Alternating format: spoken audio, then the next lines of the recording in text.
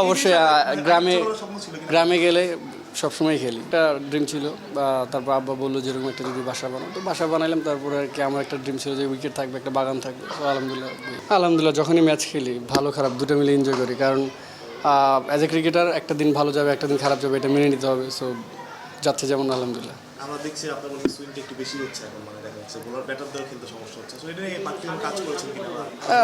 Before the বিপিএলে আমি কিছু কাজ করেছিলাম, আলহামদুলিল্লাহ বিপিএলের সাথে সাকসেস আলহামদুলিল্লাহ আসছে। তো ওইটাই ওইভাবে কাজ করতেছি, দেখা যাক এখন কতদিন সাকসেসটা আসতে থাকে।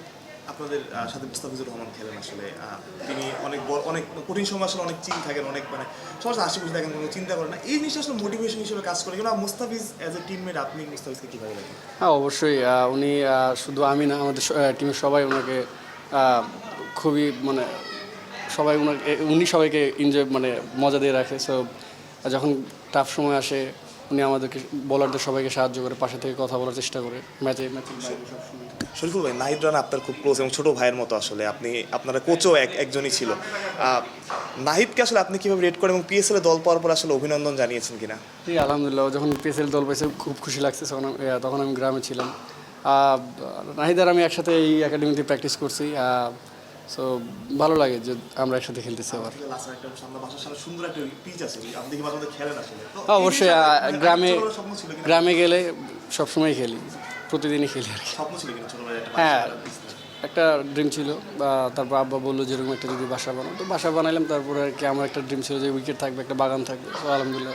চিজি আইসক্রিমের সাথে ভেলভেটি কেকের মিশ্রণে পোলার রেড ভেলভেট আইসক্রিম, মন ভালো থাক।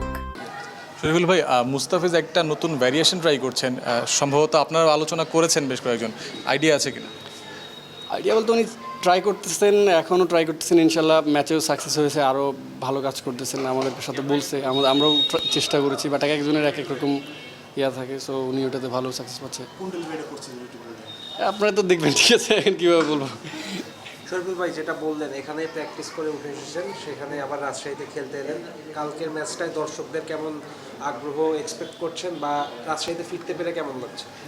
আলহামদুলিল্লাহ, প্রথমত যখন আজকে আমি গেটের ভিতরে ঢুকছি, সো একটা ইমোশন কাজ করতেছিল, কারণ আমি মেবি লাস্ট 2019 সালে এখানে ম্যাচ খেলেছিলাম। আর এখানে আমি 5টা বছর এখানে আমি প্র্যাকটিস করেছি, প্রায় 4-5 বছর হবে।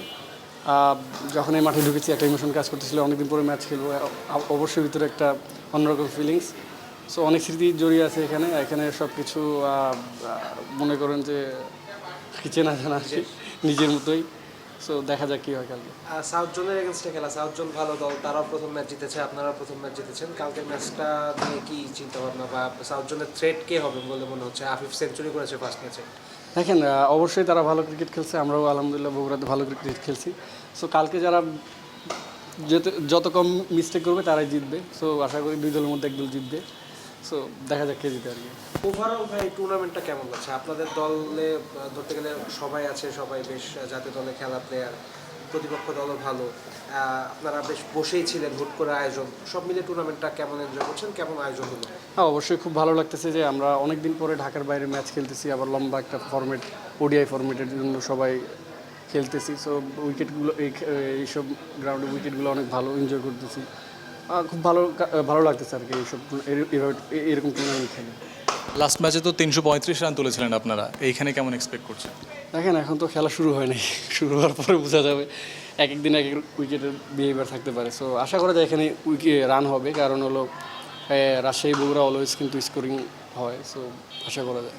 মুস্তাফিজের ওই ভ্যারিয়েশনটাতে মুস্তাফিজ কি নিজে ট্রাই করছেন, ভালো পারছেন, আপনারা ট্রাই করে এখনও আয়ত্ত করার বিষয়টা কতদূর এসছে?